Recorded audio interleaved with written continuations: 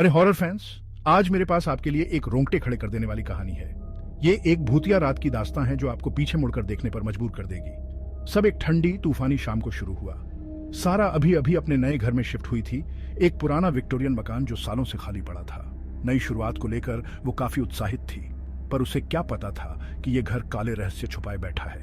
पहली ही रात जब हवाएं चीख रही थीं और बारिश खिड़कियों से टकरा रही थी, सारा फायरप्लेस के पास किताब लेकर बैठ गई। अचानक कमरा ठंडा हो गया और आग की लपटें टिमटिमाने लगी।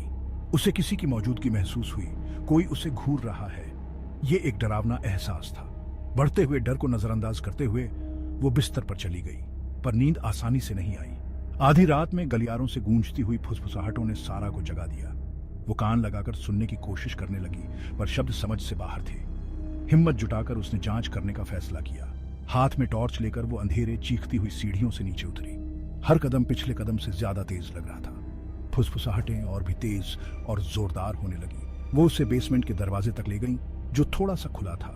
कुछ पल झिझकने के बाद सारा ने उसे धक्का देकर खोला और नीचे की नम बदबूदार जगह में उतर गई। बेसमेंट पुराने फर्नीचर और मकड़ी के जालों से भरा पड़ा था। दूर कोने में उसने एक पुराना धूल भरा आईना देखा। फुसफुसाहटें उसी से आ रही थी। जैसे ही वो पास गई, उसने देखा कि उसका प्रतिबिंब कुछ अलग था।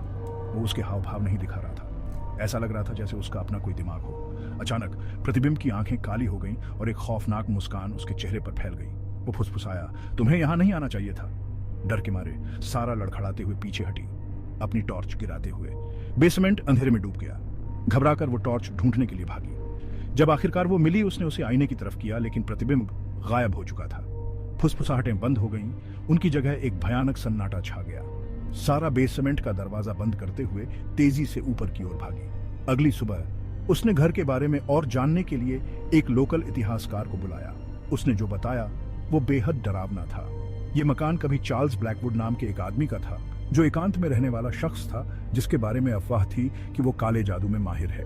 उसकी पत्नी की मृत्यु रहस्यमयी हालात में हुई थी और उसके कुछ समय बाद चार्ल्स बिना किसी निशान के गायब हो गया। इस रहस्य उद्घाटन से परेशान होकर सारा ने घर छोड़ने का फैसला किया, लेकिन जैसे ही वो अपना सामान पैक कर रही थी, उसने अपने बिस्तर पर एक नोट पाया। उस पर लिखा था, तुम बच नहीं सकती। उस रात जैसे ही वो गाड़ी चलाकर वहां से जा रही थी, उसने रियर व्यू मिरर में देखा कि घर पीछे की तरफ छोटा होता जा रहा है, लेकिन मिरर में उसने कुछ और देखा। उसका प्रतिबिंब वो खौफनाक मुस्कान लिए हुए।